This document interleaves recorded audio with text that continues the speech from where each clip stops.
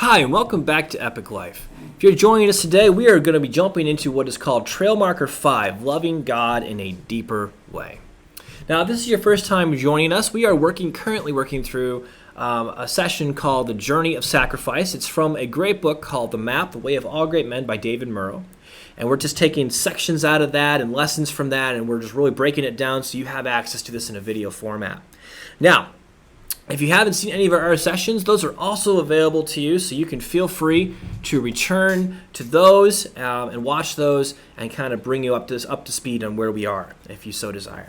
So today's trail marker is called Trail Marker 5, Loving God in a Deeper Way. So what's the lesson for us? Murrow kind of lays out for us this idea of God as my lover, Christianity as a holy romance. And he says, a lot of people basically are like, yuck, like this guy, as guys, we really struggle with that. We're like, ew, that seems kind of maybe like weird to me a little bit, right? But such metaphors didn't really turn his crank, so to say, but those musings are like a reflection of Jesus calling these third journey climbers back to sort of a sacred romance. Now, it's important to remember that romance here is not in a reference to any sort of the Bible lays out for us various types of love. This isn't any sort of like a weird eros, husband-wife kind of love. This is really more of an agape kind of love in reference here. And I think that's really important. Do we truly love God above everything else?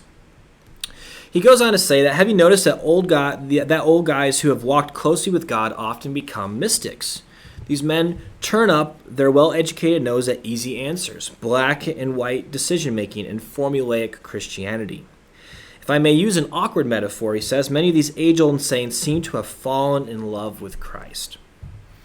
Of course, the great danger of this journey is the temptation to leave biblical authority behind, to see life exclusively through the prism of love, and to jettison the law. They forget the lessons of their first two journeys, and without realizing it, begin following a comfort God of their own making. And this happens so often where we kind of start to make God in our image versus being conformed to his image. The Bible reference given today that we can focus on is from Matthew 22:37 through 40.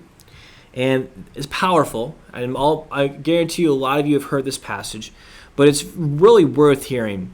And I'll back up a few verses to give us some context. It says, hearing that Jesus had silenced the Sadducees, the Pharisees got together. One of them, an expert in the law, tested him with this question, Teacher, which is the greatest commandment in the law? Now, what's really cool here about this verse is that, the Pharisees and Sadducees and those religious groups of the time really debated often which of the laws was more important.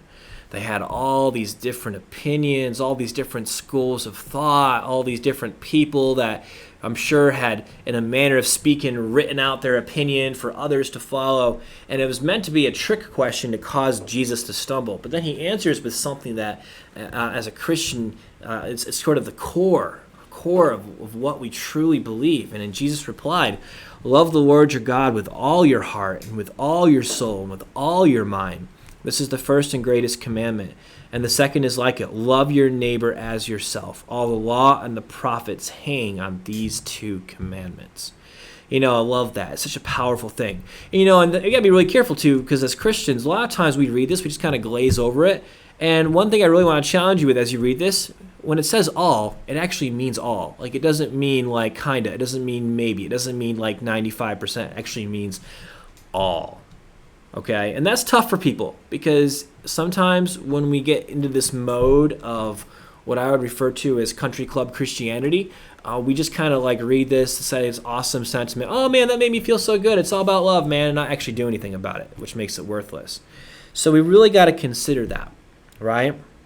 And really love God passionately, deeply, in a way that everything else in life pales in comparison.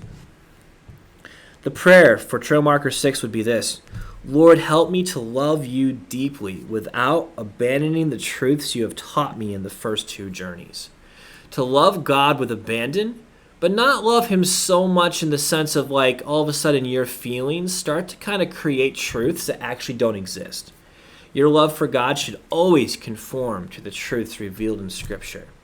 Anything beyond that, not from God.